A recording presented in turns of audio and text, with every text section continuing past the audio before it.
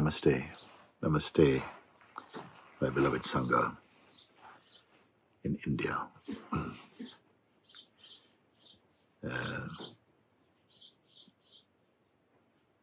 I want you to know that I am very much with you. I've been following the news of what's going on in India right now as far as the pandemic is concerned. And I'm deeply touched, even though I know this is God's Leela. I'm deeply moved, and I am with you in this very challenging times, especially at the news more locally to us, that many people that we know are being affected by what's going on. Families are affected. Some Sangha members also are affected. Some have passed away. And it brings a deep sense of spiritual solidarity in the heart with all of you. I am here. I am here. We have not changed. And I want you to know that my work with you to continue to encourage you, no matter what, because life will bring these things and show that nothing is so predictable in terms of this manifest existence in the manifest world. And to use this opportunity, as severe as it clearly has been and is for many. But you who are familiar with my guidance and the guidance of many great masters at times like this, it is your opportunity now to turn your attention not towards the world and the projections of the ego mind, the fear, and all of this is going on. Because nothing happens contrary to the will of God, and which is always in its own way perfect. But I want you to use this time as an opportunity to recognize that within you which is unchanging, silent, still, unmoving, uncreated, imperishable, and to realize this beyond a conceptual understanding, but to be verified through your direct experience, strongly encouraged and supported by your satsang. I cannot give you a different message than this, my dear ones, because this is at the very heart. Satsang is not here for good times, pleasurable times. It's not here merely to celebrate life in this way, but to reveal the true life. And so I want you to, as you are well capable of, even in the face of such strong pulsations of the mind in its play in the world,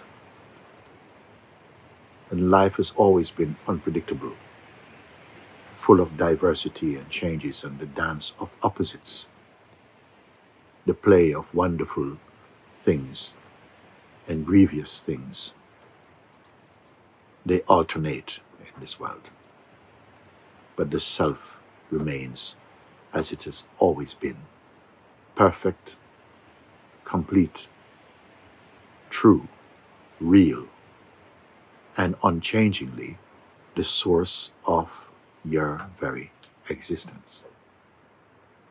And when I speak like this, it is not my philosophy.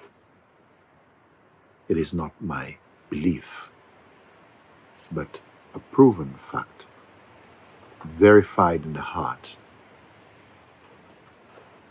and now presented to you over and over again, that no matter what, let this moment not be the mind's victory or the mind's take, but your transcending understanding. And I trust and know that you have all that it takes to verify, not create, the truth of your fundamental nature. And as I said, and I will repeat, it is not a philosophy. It is not a belief. No, deeper than this. And yet at the same time, simpler, simplest, because it is natural and ever present. I don't merely want to impart to you a teaching, philosophical or spiritual, but a way that is without distance, which requires a change of focus. It has never been different that your life is not merely the outcome of conditioning based upon the belief you are the body. But true life is in discovering that in the midst of the changeful world of phenomenality, in the heart and underlying all that you experience, beautiful or ugly, is the constant self, the Brahman self, the unchanging, the supreme reality self. These may sound big words, but actually the truth of them is very, very natural. It is the most natural and simple because it doesn't require that you travel somewhere or that you change from your fundamental nature, but that you awaken to that. And so today I stand with you and I embrace you completely in my heart and want you to know that I am with you. And this is a global crisis. And to that extent, it puts us on common ground that we each can understand. No time in the world that we know has it been so. It's an unprecedented time when human beings are brought to a common experience. But you, my Sangha, you have the advantage because you have been prepared for moments like this and beyond to wake up to your transcendental nature. And it's been presented to you in a way that is not like a hill to climb, but a very natural and accessible realization. Please continue, even at times like this, and perhaps even more so, to use the stress of these situations that we hear through the news and that we also see and experience through our network of family and Sangha and friends, to use your invitation to freedom. I will continue to send the most recent of my guidances, and please follow them. Follow them as though your very existence depends upon them. And by existence, I don't mean just your physical and biological existence, but your realization of the supreme truth that you already are, and that this life is an opportunity only to recognize and to stabilize your attention away from the pull of the world and just inside your hearts. So please hear me. My words are not new. These pointers and teachings have been in the world of mankind's kingdom for a very, very long time. all that is required is to follow them, to take them to heart, and to recognize what they are pointing to and what is being revealed in your heart when you follow with earnestness. So I continue to walk alongside you. Each one, employ your meditations, the guidances I give you. And just before I close, I want to share something with you. All the knowledge in the world, all the experience of the world, and experiences gained through the mind, spiritual and otherwise, they are not sufficient. At best, the teachings, wide, diverse, and poignant as they are, is only creating an orientation in your mind to make it ready for the darshan of true seeing. You must take from this that which most impact upon your heart, which you sense, yes, yes, yes, this, I can use this. This is the window into my own self. All the diverse teachings that you have listened to, you've been exposed to, must condense into a simple directing. Because to find the truth does not require all fingers to be pointing, but one. And that pointing is not outward, it's always here. It is always here.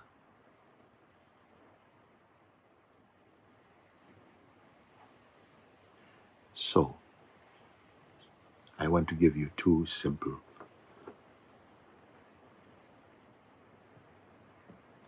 guidances. One, because I know that you have been following satsang. If you imagine or can look in front of you is a lake, and of course, on any expanse of water, there'll be waves, the shimmering of water like this.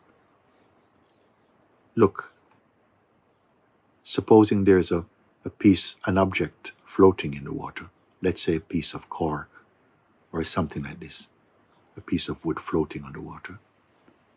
And there's a string tied to this object that's floating. And beneath the surface is connecting at the other end a stone.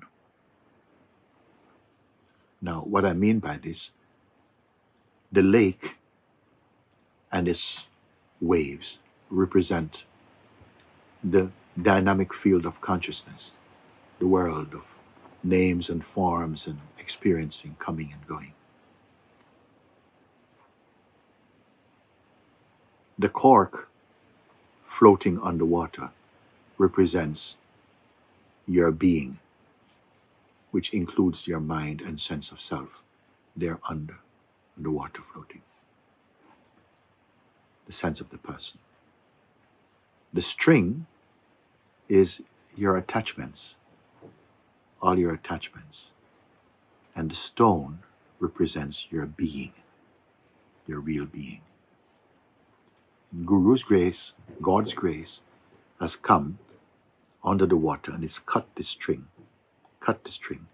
Now the stone, which is your being, can float down, can fall down to the very bottom of the ocean, where it is quiet and back to its natural state. Make use of this simple metaphor. And I'll leave you with one more.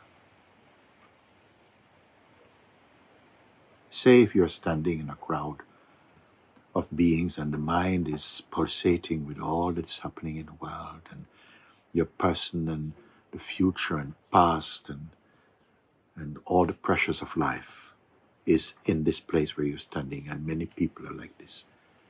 They're in turmoil, much like how it might appear to you in this very moment, these days in India at the moment. And you will pass through them. But if you're standing in this place, in this state, and let's imagine that 8 meters away, you turn and look, And there's a group of all the great masters, Sri Ramana Maharishi, Sri Punjaji, Sri Nisargadatta Maharaj, Sri Yogiram Surat Kumar, Neem Karoli Baba, Lord Ram, Lord Christ, Lord Krishna, Lord Shiva. They're all standing here looking at you. And you have a choice now to stay where you are and to let your mind struggle in trying to solve your present crisis according to your identity, or to walk over and join the group of sages. And there's a distance, and this distance represents a choice you must make, a choice to be there. Because when you have chosen to be in the company of the sages and the great masters, the grace of their presence, that will permeate your being. And so thereafter, wherever you go, they're with you. Their power is with you, because who you are in your heart invites them and releases their presence and power and their inspiration in your heart. What will you do? What choice will you make? So this I leave with you today. Just these words. Remember, this body is a limited body. It is a mortal body. But the immortal self, which is your source and true being, lives in it, in the temporary body. But it is timeless. And I would say the highest opportunity in the human kingdom is to be alive, awake to your true nature as the unchanging awareness. You are able to hear this because what I'm saying to you is not a fantasy for you. Many of you recognize this at some level, but it must go beyond being another teaching. It must become a reflection of what you truly are, even now. And you have always been, we have always been the self. But life is to awaken from the dream, the limited dream of personhood, into the reality of your true nature. To be free above the clouds, the shifting clouds of the mind. And this is not a fantasy. It is not a fantasy. It's the very miracle of existence that a human being wakes up to that which is never sleeping, ever pure and true, which itself alone exists. So, my beloved ones, bless you, bless you, bless you, bless you, bless you, bless you. And in my heart, I feel as though my whole being dips inside you in your being and pull out all sickness and all fear out of you. Pull them out, pull it out. But where it's still manifesting in you, use this, the intensity of the sense of a crisis, because sometimes we need moments like this to turn within. Life is not about just enjoy superficially, because all these enjoyments are momentary and passing. Rather, use that which sometimes bring pain to turn within and to find your source. And I'm so happy to have the opportunity and the privilege to share these pointings with you, that reveal that the God self, the true self, is not at some distance away from you on big journeys to travel, and the mind tell you, oh, I don't think I'm good enough, I'm not ready, and so on. But it is right here, behind the facade of personhood and this changeful world. It is right here, distanceless and uncreated, imperishable. Find it, and may the grace of all masters and the grace of God be realized in you to be your ever-present support and your truest discovery. Bless you, bless you, bless you. All my love to you. Full grace. Thank you.